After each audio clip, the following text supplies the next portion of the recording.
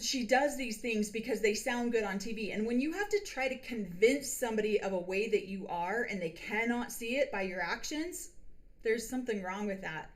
Somebody says, is Robyn genuinely unhappy? Thoughts? I don't know Robyn personally, so I can't speak for Robyn if she is or isn't happy. But what I can say is my experience with women in this kind of situation is that it's almost like she'll feel guilty if she feels happy, because this life is a test. We're constantly being tested. And in the polygamist community, you're supposed to be tested in this life, and then you have your eternal salvation and happiness in the next life. And so if you do, there's so many fixed beliefs around this. If you are happy, what's wrong? Who's about to die? Who's about to, what's about to happen if you are genuinely happy? So they're afraid to be happy. And if they are happy, there's levels of guilt that are associated with that happiness, because why should she be happy if so-and-so's not happy? Why should she be happy if... And so there's so much shame and guilt associated with what the perceived happiness is. Hopefully that answers your question.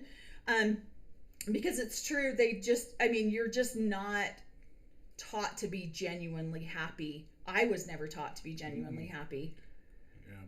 Yeah. Fleeting. Yeah. And so then someone says, Robyn says says what she's supposed to say, but she doesn't mean it. She manipulates the situation. And I actually think she does mean it. I really do, because that's what she's been taught her entire life. So I really do believe that she's sincere when she says these things. But she's not willing to pay the cost or the price of what these things actually mean. And so then when it's like, oh, now here's the rubber hitting the road, she's like, yeah, no, I'm not doing that. Well, the things that she's saying, what she's repeating is what she's been taught. And she's saying it more towards, hey, you guys promised me this polygamous family, and you guys didn't uphold I have been in here the whole time. I am the one bending over backwards for my sister wives, and you guys aren't allowing me to control the situation, and you guys bailed. You left. That's bull crap. And so not only that, but she's frustrated with Kody because he's letting the other wives go. And so... And somebody says happiness is for the Gentiles, and that's the truth. We talked about this last week on the live too, that if you're laughing too hard and you're not in control all the time, then that leaves your spirit open for negative spirits or entities to come in and take over. And so you're really truly not taught to be genuinely giddy, happy, enjoy. It's very true.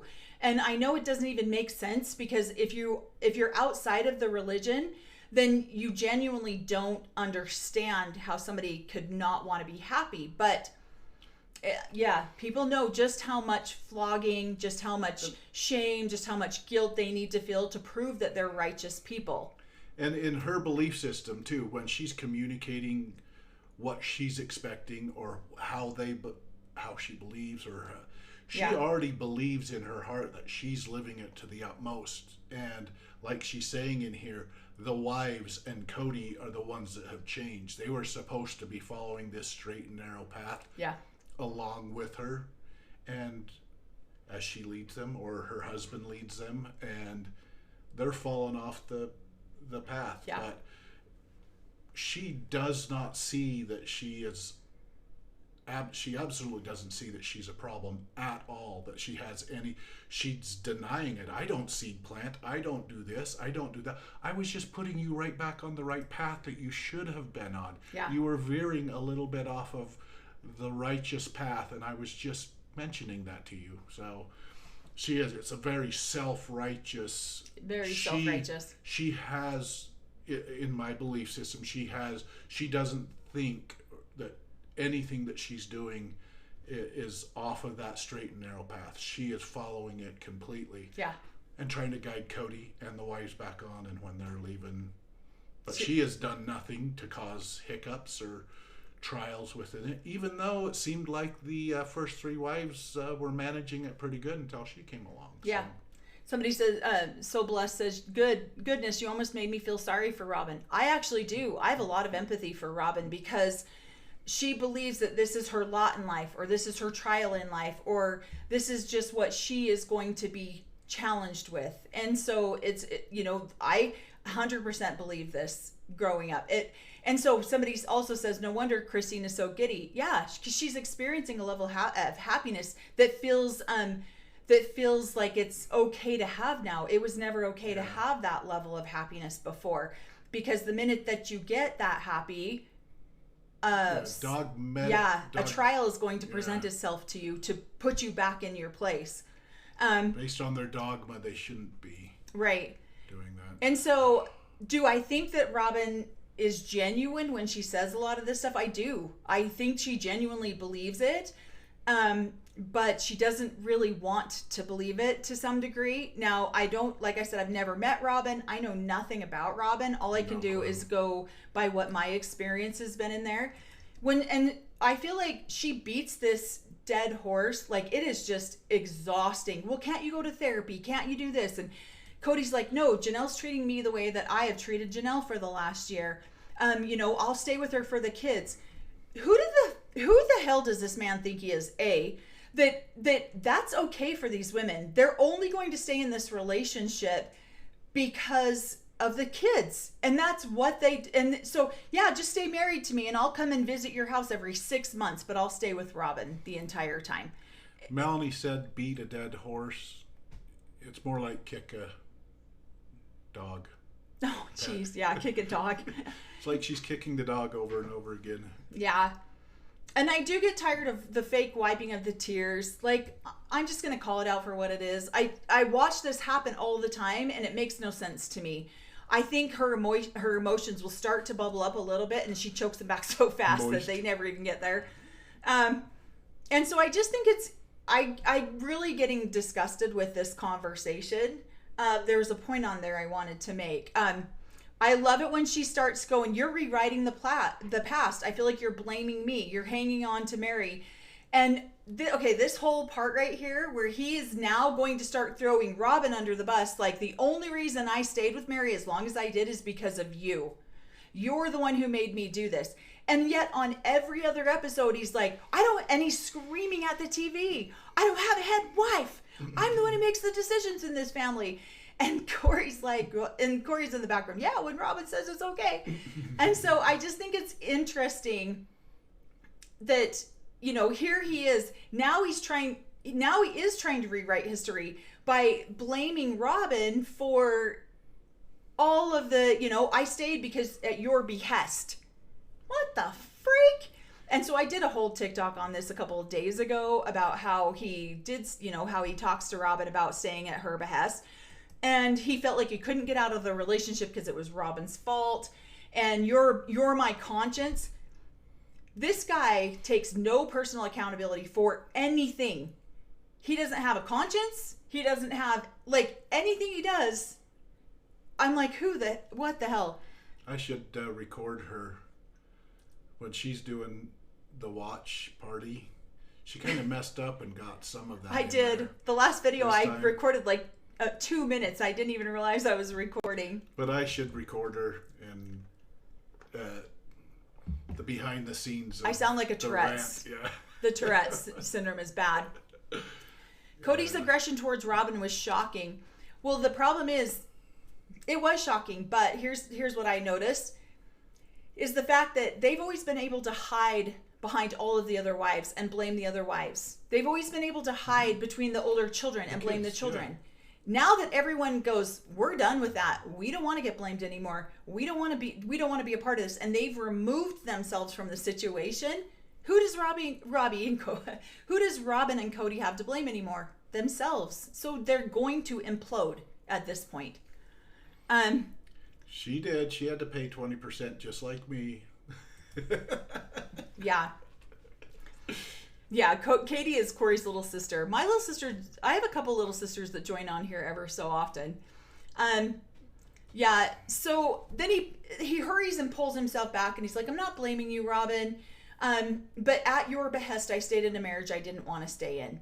And then Janelle is the queen of this entire episode, in my opinion, because she's like, wow, if Robyn has that much control over Kody that she can make him stay in a relationship for 10 years that he didn't want to be in, go be that. Go have that. And so I think it really... I loved Janelle's comment. What are you laughing about? They're discussing and what kind of tithing they could pay to get in. Oh, jeez. Oh, jeez. Good negotiations. I wish I'd have been a better negotiator when I was young. So I jumped the gun on the whole sleeping on the couch thing. Now he's talking about sleeping on the couch, and he's like, yeah, I'm not going to do that. I'm not going to go sleep on Christine's couch yet. He is taught in his priesthood meetings and his leadership meetings, if you have an issue with a wife, sleep on her couch until you have it figured out. Come on in. Very seldom do any of these men actually practice this, but they definitely preach it and teach it, but they don't actually ever really practice it. Not in my experience. I haven't seen it. Let's see. Yeah, nothing. Kody, yeah. So anyways, I think Janelle's the queen of this episode. Sorry, our computer got paused there for a minute. And I think that it's sad for Mary to hear that. But Kody was too proud to do that, huh? Yeah. See, that's what's so funny is he talks about all the ways he's supposed to humble himself or be a servant of the Lord or all of these things. And yet then on the next hand, he goes, yeah, I'm not doing that. The Janelle is the queen of every episode. Mm-hmm. I have so much respect and admiration for Janelle. I really do respect her a lot.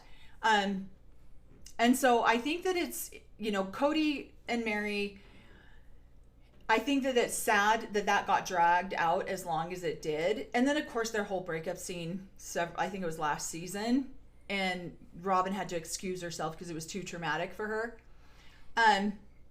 Yeah, I think it's ridiculous. And she's a classic victim wife. Yeah. Well, and then one of the things he says in here is like, I need you to let this go. I need you to stop this. I need you to stop beating on this. Like, we're not working things out. Our relationships are done. Our relationships are over. And I feel like she really, honestly, truly just holds on to this just for show, just to make it look like she was the one who wanted things to stay together.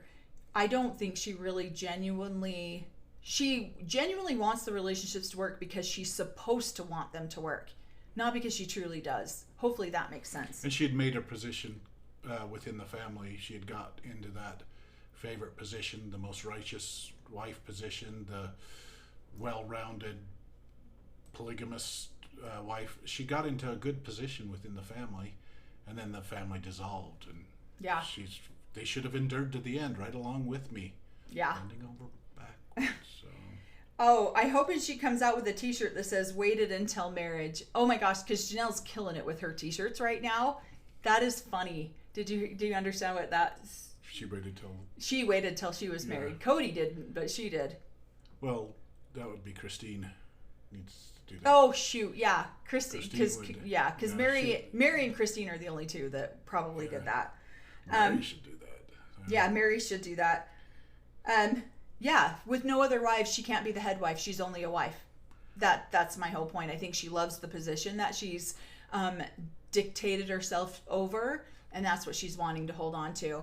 I love how Christine explains this. Kody should have one that said, "I saved myself for college," something like that. That's a good t-shirt. Oh my gosh, that's funny. So I do love the dynamics between Christine and David. We're going to skip over a little bit of part of their story because we did see so much of this last season. But okay, I do want to talk about Ruth Ann here. She is such an amazing person. I have always loved her ever since I was a small little child. Christine's mom is just as beautiful as she can be. I see where these girls get it. People are asking me why she couldn't be at Christine's first wedding, and it's because she had left the polygamist community, and so she was no longer considered worthy enough to be in the ceremony. And so I don't want to say they're secret ceremonies. They're what? Sacred. They're sacred ceremonies. They're not secret. And so she was not allowed to be there. So I think this is a great moment for her. Let's see. Oh, that's hilarious. Thank you, Juliana. She says, I saved myself for his tryst. Did anyone else catch that? We did. We caught that on the closed captioning. I have a lot of thoughts about that. I'm going to hold them to myself for a little while, but I feel, I have some thoughts on that one. Welcome, Susie. She says, I finally made it live. So now Robyn's talking about going through her identity crisis. She's like over here crying to Kody, I just don't know who I am anymore. Well, yeah, because she's been the head wife for the last 14 seasons.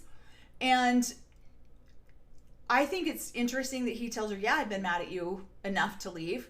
There's a lot of How many seasons are there? 19. 19 seasons, yeah. She's been the head wife for 19 seasons. Well, I agree with you, because if he told her confidence about losing his virginity in college, and he told her that within the first month he knew her, she's been the head wife before she even married him. Yeah. So I think that that's interesting. There's a lot of, we call them slivers, little things that like get in and fester, and they're so small you might not catch them, but they sting and they hurt and they fester, and then they get infected, and then you have a problem. And there's a lot of little 20 years later. Yeah, there's a lot of little slivers going on in this conversation where he's like, I've been mad at you enough that I could leave. I've been mad at you enough. And she's like, really? I did blame you for Mary. Really? It was confusing too, because, I'm like, was he saying that to her? And then no, I'm talking about Janelle. Oh, okay. Yeah. So he's having a conversation with her. And she's not even registering half of it. Yeah, and some of it's like, is that towards me? Or, no, this is Janelle. Oh, okay. So, but you don't know which wife he's that frustrated with about right now. Right. Moni Lynn, thank you. Well, and one of the... Julia Rudd, thank you. Yeah. Thank you guys so much. One of the things, too, that they talk about on here is, like, tears of a woman can really affect a man a lot, and they can be used very manipulatively. And I think that I've seen that with this particular couple. I've seen the tears be used manipulatively a lot. Somebody says, Cory, you got me laughing out loud. My husband keeps asking me what's going on. Thank you. Yeah. Let's see. I'm so thankful you guys share your experiences in this religion. I'm learning so much. Thank you. We appreciate that. But yeah, I think a lot of, so this conversation, there's a ton of little slivers. I can only imagine the explosion that happened after. Because if he's willing to say these things to her while he's filming, what is he saying to her outside of filming? And she's probably like, what in the hell is happening right now? And so I think it's interesting that he can be so aggressive towards her during these conversations. But then she just stands there like she doesn't even understand what he's saying. Like, what? Did Janelle say she didn't want to be together anymore? Inconceivable. Did Kody say he didn't want to be together anymore? No, he just stopped going over to their house. He just stopped being intimate with them. He just stopped acting like he was a husband and a father to their families. So do you have to say those exact words to show that you chose out? No, Cody's showed everybody that he's chose out for the last how many years? And yeah, I don't even almost don't even want to address the fact that she's like, I still think that they can work it out. Here's a part that just really lit me up. What? She's just still trying to seed plant. And he's like, this garden's barren. Yeah, there's some. And I can't make fun of that because this garden's kind of getting barren. Oh my gosh, that's hilarious. So. But one of the things that really lit me up last night, and I had to get back on my live reaction. This man is such a coward. Such a coward. The fact that he's like, I need to get out of here. I need to move. I'm going to move to Europe and leave my kids because this energy is just too heavy for me. What the hell? You are a grown-ass man who made a decision to start a family like this, and now it's too much for you, and you want to choose out, and you want to move. And I feel like this whole scene right here between Kody and Robyn was seed planting for them to buy their $2 million house. In my experience, that's what I think is happening. He's like, we have to get out of this house. There's too many hard feelings in this house. This $1.7 million house isn't going to cut it for us anymore because there's too many hurt feelings in this house. So now we're going to buy a $2 million house, and we're going to do it with all the other wives' money. But they need to understand I'm losing my shit, man, and I need to move. And that's what I feel like he did right here, is he showed just exactly what a coward he is, because he was willing to, oh, I'm just going to pick up and move to Europe. Oh, I'm just going to do, Well, and he also says in here that then his wives are leaving him. His wives are doing this. Well, if you've watched the progression through 19 seasons, he's moving, and some of them just finally go, yeah, we're not moving anymore. We're staying here, or we're boom. So he is just, okay, this is getting too hard. We're moving, we're moving, and eventually family who wants to put down roots or have put down roots, have friends, have connections, go, yeah, I'm not moving. See ya. Yeah. So, and the stupidest line I've heard a lot of stupid lines, but can you accept me as a monogamist? Can you accept me, babe, as a monogamist? I know you want 10 Absolutely, other. I can. No. Like, is there going to be a problem with that? Like, come on. He should have had. The thing is he's renegotiating, because when he was trying to win her over, when the lightning hit, she received her lightning bolt. Yeah, he was trying to convince her, hey, this is going to be great. Fourth wife, number one, really, wink, wink, marriage, all this stuff. Let's do the seed planting, everything like that. And now all of a sudden he's like renegotiating. Wait a minute, okay, I didn't do that really well. It pissed off a lot of people, so let's renegotiate as monogamous. Will that work for you? So, right, he's I don't know. Renegotiating the commitment that he made, and TLC edits it for the drama. Are you going to accept me as a monogamist? Is that a problem? And then she comes out, of course I'm going to stay with him. Of course I'm going to love him. Of course I'm just going through an identity crisis. For one more season. Yeah. Sorry. One more season. Hopefully it pays me $1 million. But so when he goes off and she pops off with, when I first met you, you loved your wives. You loved them, and I saw you love them, and you're rewriting history with, not loving them. And he's over here going, okay, that's fine, but I'm not ever going to do that again. Then he pops off with, when you got to know me, I loved my wives, or, we had a good relationship because we were a team, and we're no longer a team. They chose out. The three original wives. The three original wives. A team with him. They worked together as a cohesive team, or a team. And I am over here like, are you kidding me? Those women were begging to still be a part of the team. They were begging to still be a part of the club Kody started. But what he did was he removed himself from being a teammate and put him and Robyn on the side. And I watch this happen in polygamous marriages all the time. And it's disgusting, because you get one or two wives that really want to work together and really put the family and the children ahead of everything else. And then you get that one selfish one that doesn't want to do it. And then the husband goes with her or whatever. And it's disgusting that and then he says he doesn't even miss anything about that life. What about your children? Oh, he misses the love of his children. This is the most selfish man I've ever seen. He doesn't miss loving his children. He doesn't miss being a part of his children's lives. He misses the love of his children coming to him. Once again, one of the most selfish things I've ever seen.